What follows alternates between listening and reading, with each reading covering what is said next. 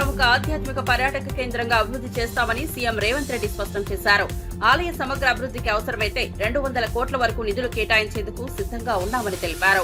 సరస్వతి పుష్కరాల సందర్భంగా హారతి కార్యక్రమంలో పాల్గొన్న సీఎం భక్తుల కోసం ఏర్పాట్లను ప్రశంసించారు. మొట్టమొదటిసారి టెంట్ సిటీ ఏర్పాటు చేయడం వినూత్న ప్రయత్నమని చెప్పారు. రాబోయే గోదావరి, కృష్ణా పుష్కరాలను ఘనంగా నిర్వహించేందుకు ముందస్తు ప్రణాళికలు సిద్ధం చేస్తున్నామని, కాళేశ్వరం క్షేత్రాన్ని మరింత వైభవపరచాలని సీఎం రేవంత్ రెడ్డి పునరుద్ఘాటించారు.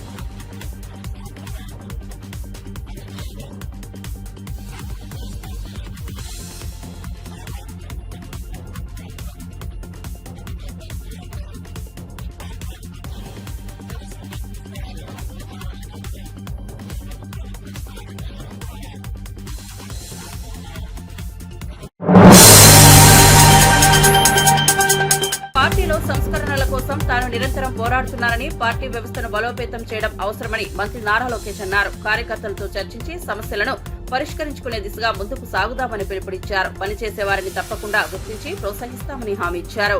ఈ నెలలో జరిగే మహానాడు నాటికి పార్టీ కమిటీలను పూర్తిగా ఖరారు చేయాలని కోరారు. కేడర్తో కలిసి లోకేష్ సంకేతాలు పార్టీ నేతలతో నూతన ఉత్తేజాన్ని నింపుతున్నాయి.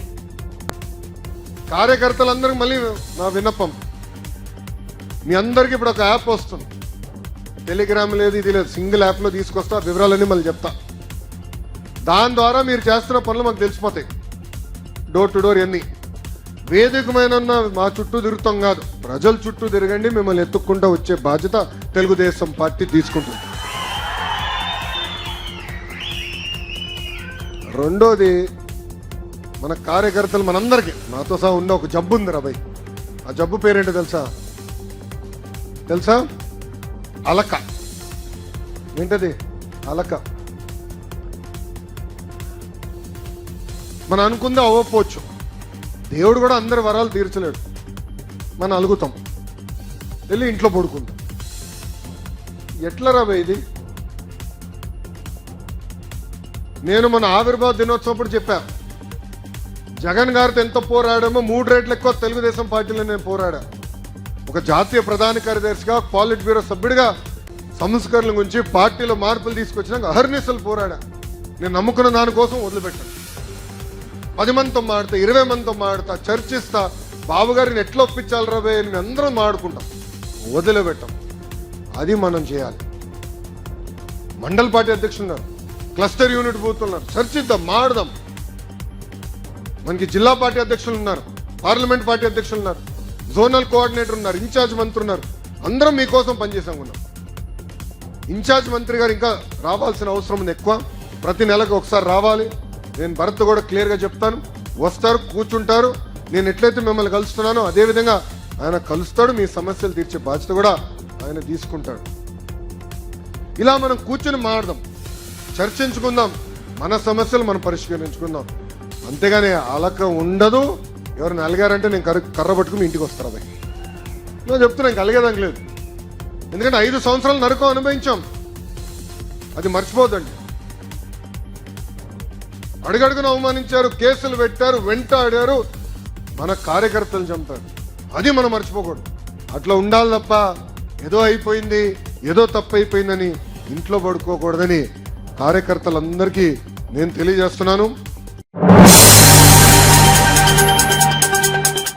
మేయర్ పక్కన కూర్చివేయలేదనే కారణంతో కక్ష సాధింపు చర్యలకు పాల్పడడం దారుణమని వైఎస్ఆర్సీపీ అధ్యక్షుడు రవీంద్రనాథ్ రెడ్డి తీవ్రంగా ఖండించారు. కూటమి నేతల ప్రవర్తన ప్రజాస్వామ్య విలువలకు తగదని పేర్కొన్నారు.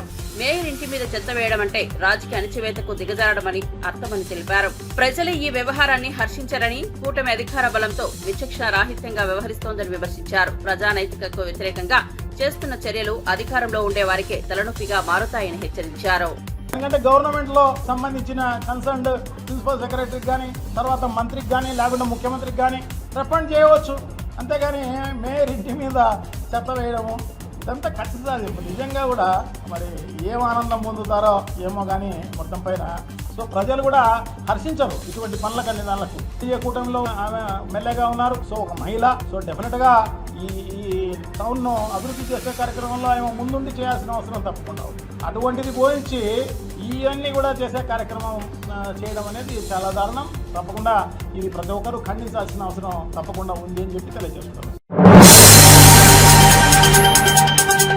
ఒక అమ్మాయి చేసిన పని విషయంలో పెద్ద తప్పు చేసినట్టు చూపిస్తున్నారని మాజీ మంత్రి సవితా ఇంద్రారెడ్డిని మంత్రి సీతక్క తీవ్రంగా ప్రశ్నించారు. అబద్దాలకు బ్రాండ్ అంబాసిడర్ గా నువ్వు మారిపోయావని, చిన్న విషయాన్ని తప్పుగా చిత్రీకరించడం సిగ్గుచేటని మండిపడ్డారు. అమ్మాయి కాలు కడిగిన వ్యవహారాన్ని ఊహించని కోణంలో ప్రజల ముందు తీసుకురావడం సబితమ్మకు సరదాగా మారిపోయిందని విమర్శించారు. ప్రజలను తప్పుదోవ పట్టించే ప్రయత్నం మానుకోవాలని హితవు పలికారు. మరి సబితా ఇంద్రారెడ్డి గారు మా ములుగు మీద పచ్చి అబద్దాలకు అంబాసిడర్ గా మారింది. ఆమె హయాంలో ఏం మానవత్వం చూపించిందో చాలా మందికి తెలుసు. ఆమె మంత్రిగా ఉన్నప్పుడు ఎంతమందిని ఏ రకంగా చేసిందో అందరికీ తెలుసు. ఇవాళ వాస్తవాలు మాట్లాడు, అబద్దాలు మాట్లాడే 33 మంది ఆడ కంటెస్టెంట్స్ లైన్ లో కూర్చున్నారు. ఎవరి కాలు వాళ్ళు కడుక్కున్నారు. ఇవరి నుంచి వచ్చినటువంటి అమ్మాయి తను అత్యుత్సాహంతో ఆమె చేసిన పనికి ప్రభుత్వం అనడానికి సిగ్గనిపించట్లే మీకు? కాబట్టి సబితమ్మ అబద్దాలకు అంబాసిడర్ గా మారకు. తెలంగాణ ప్రభుత్వం ఎవరి కాళ్ళు కడిగడానికి సిద్ధంగా లేదు. మీలాంటి వాళ్ళు, మీ నాయకులు లాంటి వాళ్ళు తెలంగాణ ప్రజలను అణిచిపెట్టి కాళ్ళు కడిగించుకునే చరిత్ర, కాళ్ళు మొక్కించుకునే చరిత్ర ఆ కుటుంబాలది, ఆ నాయకులది, ఆ దురతనాంది, ఆ దురహంకారం. కాబట్టి ఇవాళ అబద్దాలకు అంబాసిడర్ గా మారే సబితమ్మ, అదేవిధంగా బీఆర్ఎస్ నాయకులు తప్పుడు ప్రచారం చేసుకోకండి. తప్పుడు ప్రచారాలతో మీరు ఇవాళ మీ పరువు మీరే తీసుకుంటారు. 32 మళ్ళీ చెప్తున్నా, 33 మందిలో ఒక అమ్మాయి, ఆమె కూడా ఆ ఈవెంట్ మేనేజ్మెంట్ నుంచి వచ్చినటువంటి అమ్మాయి, ఆమెకు అత్యుత్సాహంగా చేసింది తప్ప ప్రభుత్వం ఎక్కడా చేయలేదు. అక్రమ అరెస్టులు చేస్తున్నందుకు సీఎం చంద్రబాబు, లోకేష్ లు మూల్యం చెల్లించాల్సి వస్తుందని గుంటూరు జిల్లా వైఎస్ఆర్సీపీ అధ్యక్షుడు అంబటి రాంబాబు తీవ్ర హెచ్చరికలు జారీ చేశారు. ప్రభుత్వాలు శాశ్వతం కావని, అధికారుల చర్యలు చట్టబద్దంగా ఉండాలన్నదే గుర్తుంచుకోవాలని అన్నారు. కోర్టులు చెప్పినా ప్రభుత్వానికి చట్టాన్ని గౌరవించే తలచడం లేదని విమర్శించారు.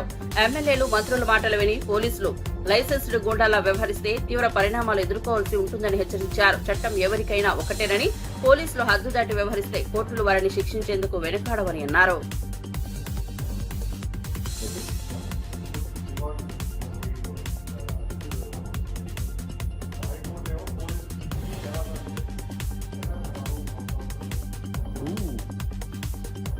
ముఖ్యంగా చంద్రబాబు నాయుడు గారి ధోరణ మారుతుందని అనుకోను. కానీ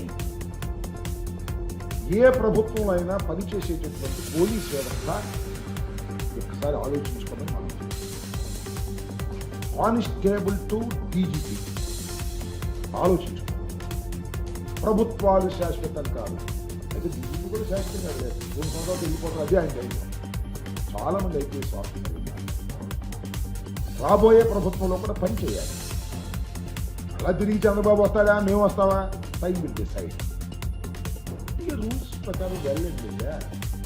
మనం చూసాం కదా, చిలకూరుపేటలో వజనమ్మ గారి కారులోంచి పట్టుకొచ్చాడు, సొంత పట్టుకొచ్చాడు. ఏమైంది? 41 నోటీస్ ఇచ్చి పంపించాల్సిన కేసు అంత హంగామా చేయాలా?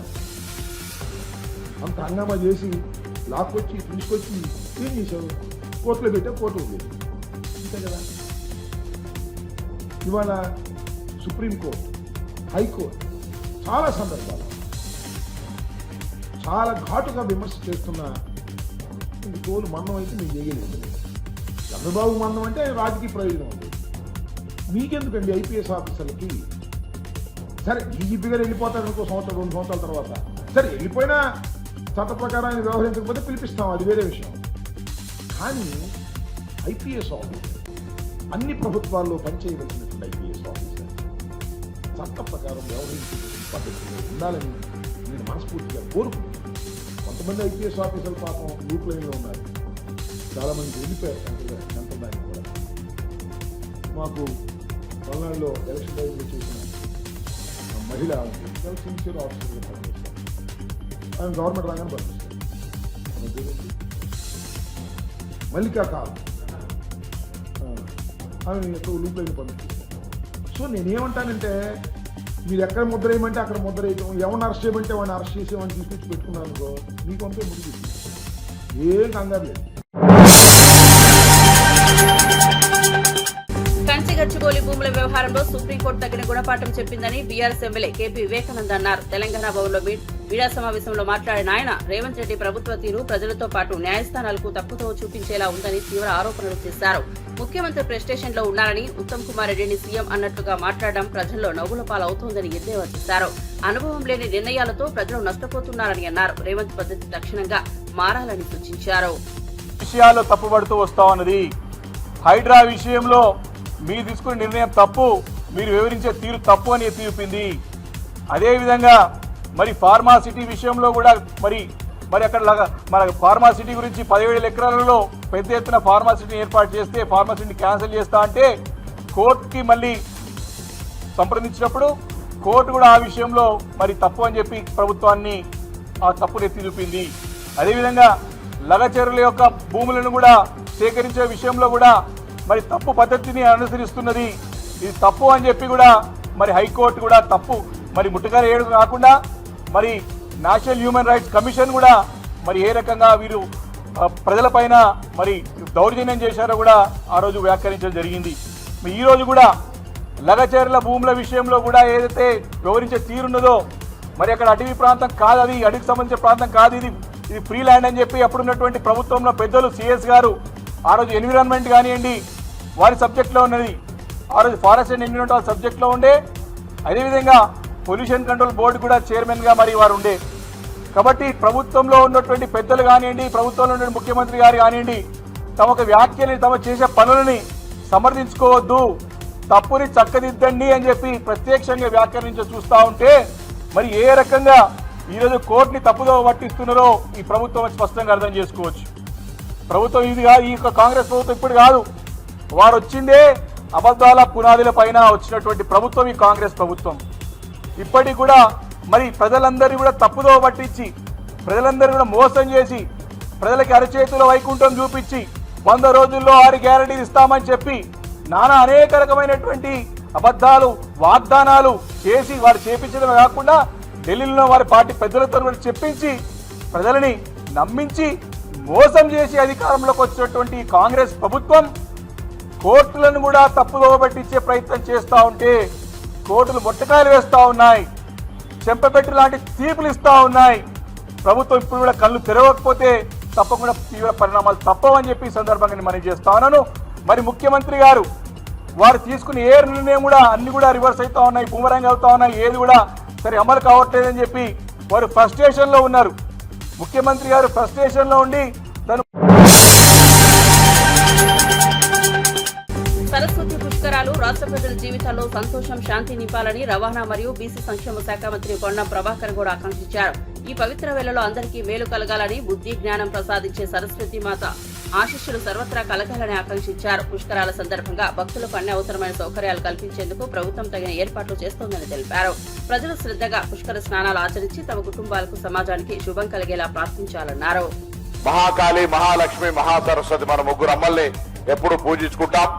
మహాకాళి ఆరోగ్యాన్ని ఇవ్వమని, లక్ష్మీ కటాక్షం మహాలక్ష్మి, రాష్ట్ర ప్రభుత్వానికి కూడా మహాలక్ష్మి ఎప్పుడు కూడా మనం చెప్పిన పథకాలన్నీ అమలయ్యే విషయం లోపల మహాలక్ష్మి ఎక్కడ ఇబ్బంది లేకుండా మనల్ని కరుణించాలని, అదేవిధంగా తెలంగాణలో వివిధ దశలో విద్యాశాఖ మంత్రిగా మీరే గౌరవ ముఖ్యమంత్రి గారు ఈ సరస్వతి పుష్కరాల ద్వారా కూడా యావత్ తెలంగాణ జ్ఞానాన్ని, విజ్ఞానాన్ని విద్య ద్వారా సరస్వతి కటాక్షంతో పొందే విధంగా ఈ సరస్వతి పుష్కరాల లోపల అటువంటి ఆకాంక్షను, ఆ దీవెనలు ఇవ్వాలని సందర్భంగా కోరుకుంటూ, తప్పకుండా ఈ సరస్వతి పుష్కరాలు 12 సంవత్సరాలకు ఒక్కసారి వచ్చే ఈ ప్రాంతానికి, తెలంగాణకే కాకుండా పక్కన రాష్ట్రాలతో పాటుగా దేశానికి సంబంధించినటువంటి ఆకర్షించే విధంగా ఏర్పాటు చేసిన గౌరవ మంత్రి శ్రీధర్ బాబు గారికి కూడా అభినందన తెలియజేస్తూ, తప్పకుండా ఈ సరస్వతి కటాక్షం తెలంగాణ విద్యార్థులందరిపై ఉండాలని మరొకసారి ఆ సరస్వతి అమ్మవారు హృదయపూర్వకంగా ప్రార్థిస్తూ అందరు నమస్కారం చెప్తూ సెలవు.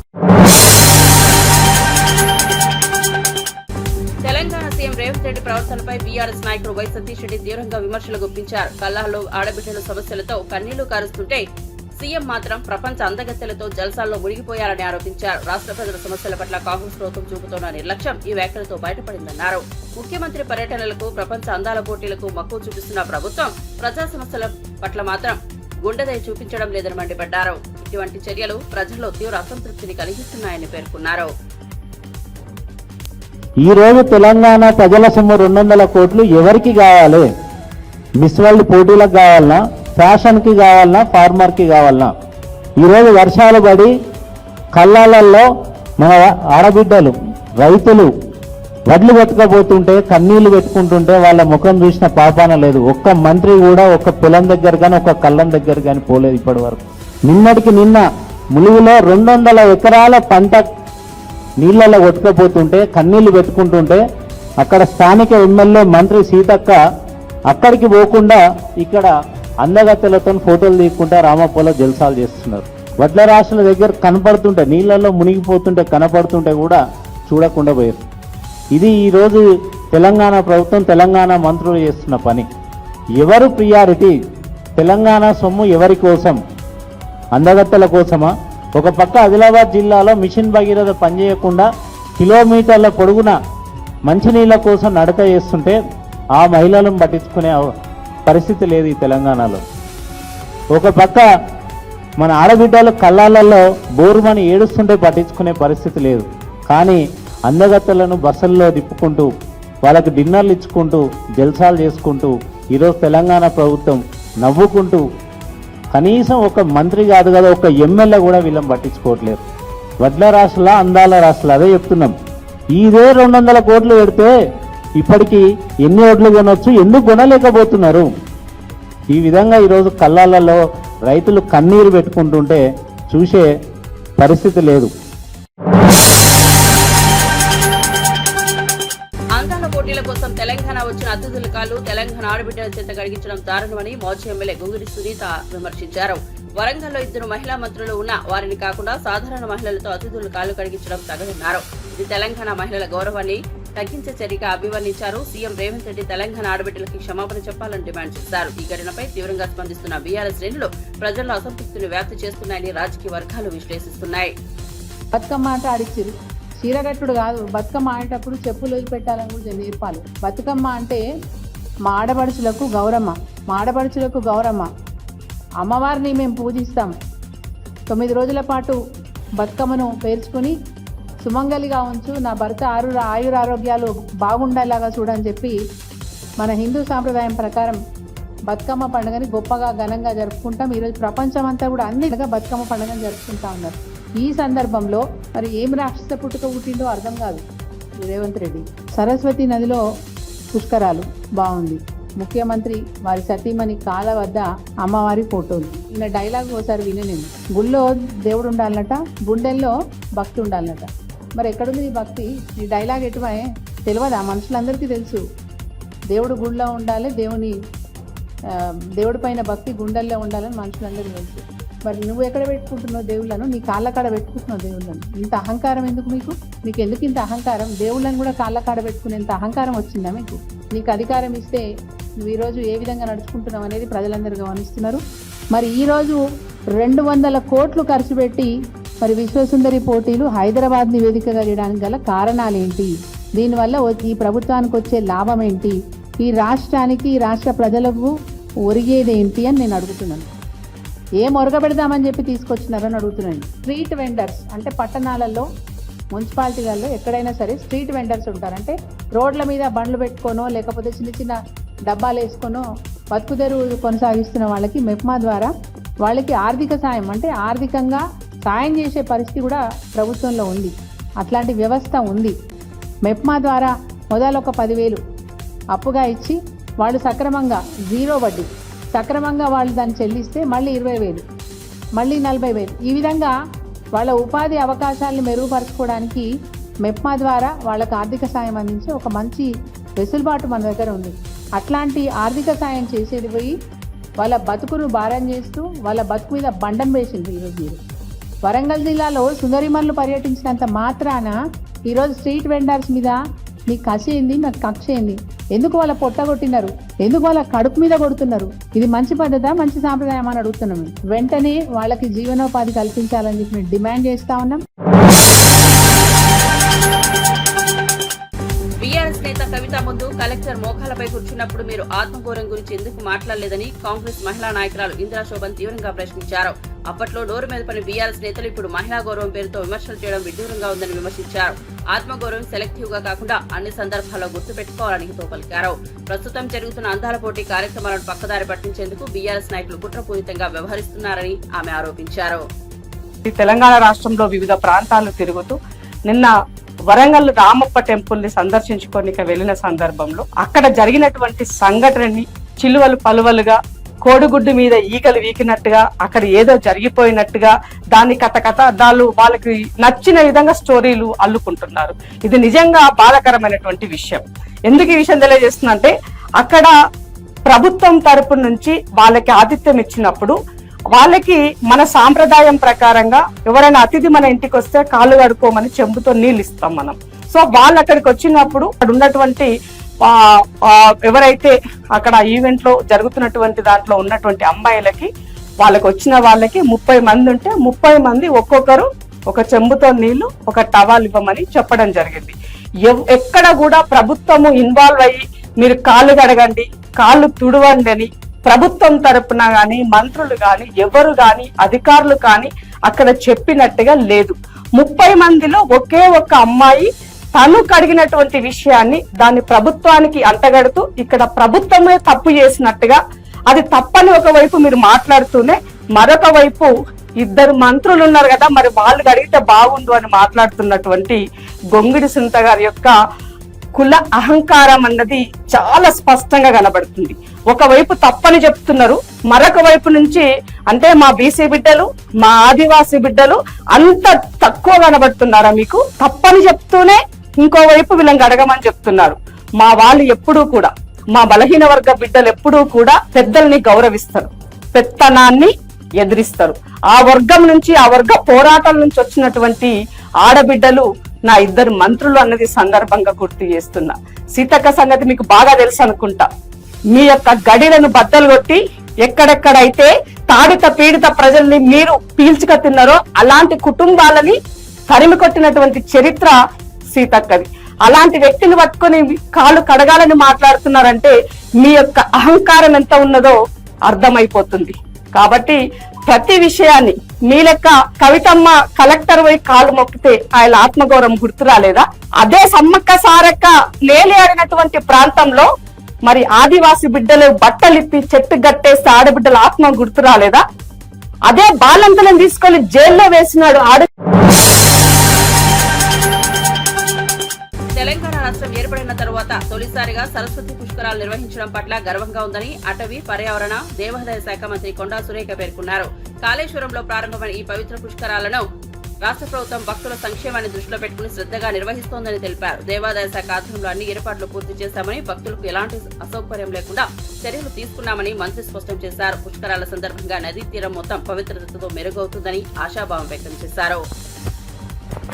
తెలంగాణ వచ్చిన తర్వాత మొదటిసారి జరుగుతున్న పుష్కరాలు ఇవి, సరస్వతి పుష్కరాలు. దీనికి దాదాపు 3 నెలల నుంచి కూడా శ్రీధర్ బాబు గారు వారి నియోజకవర్గంలో ఉంది. వారు, మా ప్రిన్సిపల్ సెక్రటరీ గారు, మరి మేము 1కి 4 సార్లు రివ్యూ మీటింగులు పెట్టి మరి ఈ పుష్కరాలు చాలా అంగరంగ వైభవంగా జరగాలి, తెలంగాణ ప్రాంతంలో మరి ఈ విధంగా పుష్కరాలు జరుగుతాయా అని ఇతర రాష్ట్రాల వాళ్ళు కూడా మన రాష్ట్రం వైపు చూడాలి అనేటువంటి ఒక ఆలోచనతోటి మరి అందరి అభిప్రాయాలు సేకరించి ముఖ్యమంత్రి గారి ఆదేశాలు కూడా తీసుకొని ఈ రోజు ఈ యొక్క పుష్కరాలు ఈ రోజు మొదలు పెట్టడం జరిగింది. మరి ఇక్కడి ప్రాంతం అంతా చూసినప్పుడు ఒక పండగ వాతావరణం ఉంది. మరి ఎక్కడా లేని విధంగా మొదటిసారి మన తెలంగాణలో ఇంత పెద్ద ఎత్తున ఈ పుష్కరాలు జరుపుకుంటా ఉన్నాం. మరి గతంలో మనకు హారతి కార్యక్రమం లేకుండే, దాన్ని కూడా ప్రత్యేకంగా కాశీ నుండి వాళ్ళని పిలిపించి ఈడ గోదావరి హారతి ఇవ్వాలని ఒక ఆలోచనతోటి వారిని కూడా పిలిపించడం జరిగింది. మరి అదే విధంగా వచ్చిన భక్తులు రాత్రి పడుకోవడానికి అనుకూలంగా ఉండడానికి టెంట్ సిటీని కూడా ఏర్పాటు చేయడం జరిగింది. అంతేకాకుండా భక్తులకు మరి కొంతమందికి నైట్ పడుకోవడానికి ఇబ్బంది అవుతుందని వాళ్ళకి పెద్ద పెద్ద డామెటరీస్ 200 పడకలు ఉండేటట్టుగా ఏర్పాటు చేయడం జరిగింది. మరి ఎక్కడా కూడా నైట్ టైము చీకటి లేకుండా భక్తులు ఉన్నంత దూరము కూడా వెలుతురు ఉండే విధంగా లైటింగ్ అరేంజ్మెంట్ కూడా చేయడం జరిగింది. టాయిలెట్స్ అరేంజ్మెంట్ అయితేనేమి, మరి బట్టలు మార్చుకోవడానికి కావాల్సిన అరేంజ్మెంట్స్ అయితేనేమి, అదే విధంగా చిన్నపిల్లలకు ఇబ్బందులు వస్తే ఏం చేయాలి, మెడికల్ క్యాంప్స్ కూడా మేము పెట్టాము. అదే విధంగా అంబులెన్సెస్ ఇక్కడ పెట్టాము. అన్ని రకాలుగా ఒక చిన్న చీమ కుట్టినా కూడా మరి వెంటనే మిమ్మల్ని ఇబ్బంది పెట్టకుండా మళ్ళీ మిమ్మల్ని సంతోషంగా ఇంటికి వెళ్లే విధంగా చేసేదానికి ఈ యొక్క దేవాదాయ శాఖ, ఇతర శాఖలు అందరూ కలిసి ఈ రోజు ఏర్పాట్లు చేశామని చెప్పడానికి నిజంగా గర్వపడతా ఉన్నాను.